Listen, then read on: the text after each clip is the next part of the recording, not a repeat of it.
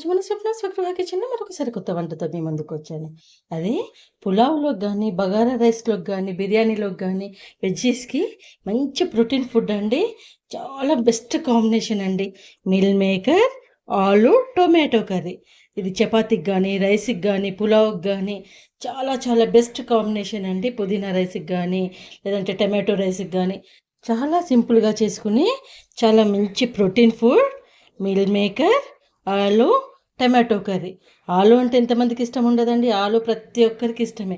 దాంట్లో mill మేకర్‌ని add చేస్తే mutton కర్రీని కూడా మనం మర్చిపోతాం. అంత టేస్టీగా ఉంటుంది. సో, అటువంటి కర్రీని నేను ఇప్పుడు మీకు చూపించబోతున్నాను. ఏం చేయాలో తెలుసు కదా కర్రీ చూడాలనంటే?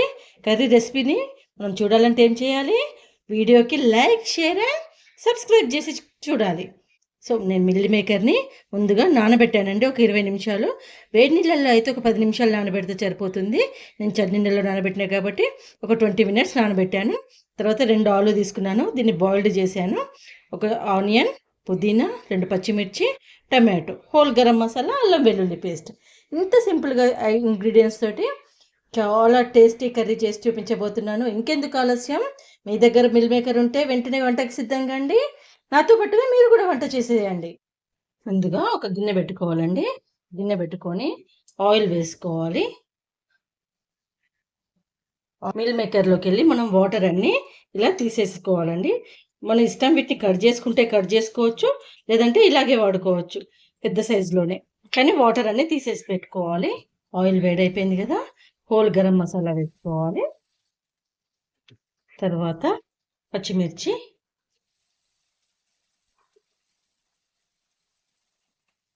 పుదీనా,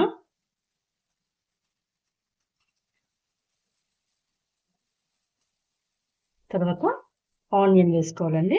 ఆనియన్ కొంచెం మంచిగా వేగనివ్వాలి.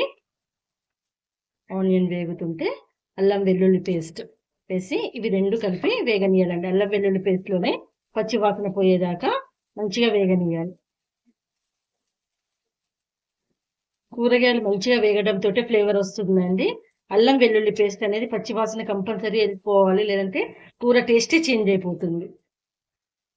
అవి వేగేలోపు మనం టమాటో కట్ చేసి పెట్టుకున్నాం కదండీ! మిక్సీ వేసేసుకుందాం. అల్లం వెల్లుల్లి పేస్ట్ వేగినాక పసుపు వేయాలి.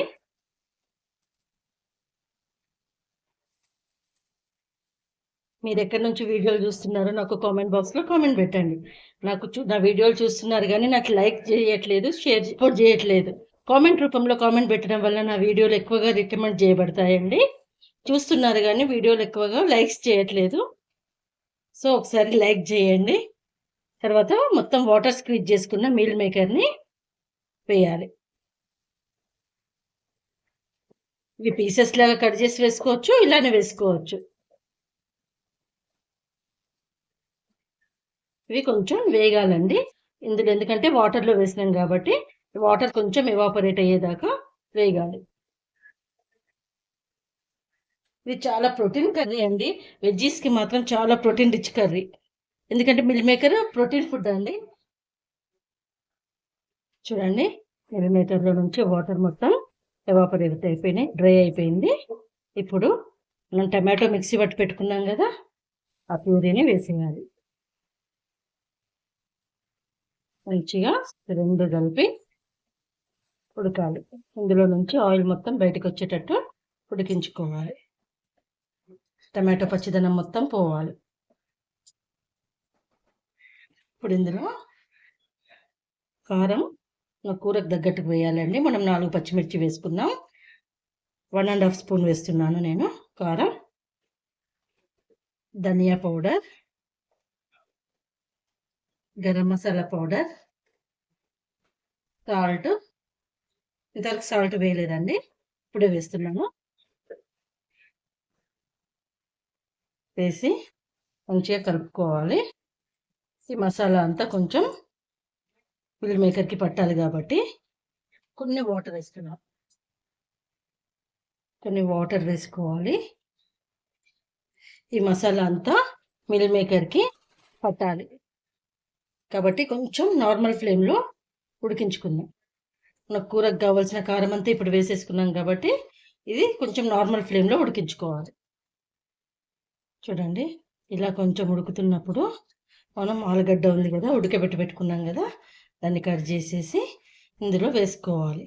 ఆలుగడ్డకు కూడా మొత్తం మసాలా పట్టాలి కాబట్టి రెండు కలిపి ఉడికించుకొని దగ్గరికి రానివ్వాలి. చూడండి మన ఆలుగడ్డ మిల్ మేకర్ కర్రీ రెడీ అయిపోయింది. కొత్తిమీర వేసుకొని సర్వ్ చేసుకోవడమే.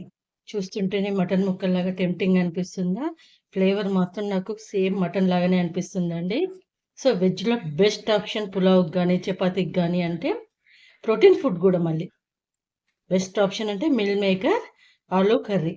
సో మీలో ఎంతమందికి ఈ కర్రీ నచ్చుద్దో ఆ కామెంట్ బాక్స్‌లో కామెంట్ పెట్టండి. వంట చేసుకొని చూసి నేను చేసిన పద్ధతిలో చేసి చూసి ఎలా వచ్చిందో నాకు కామెంట్ పెట్టండి.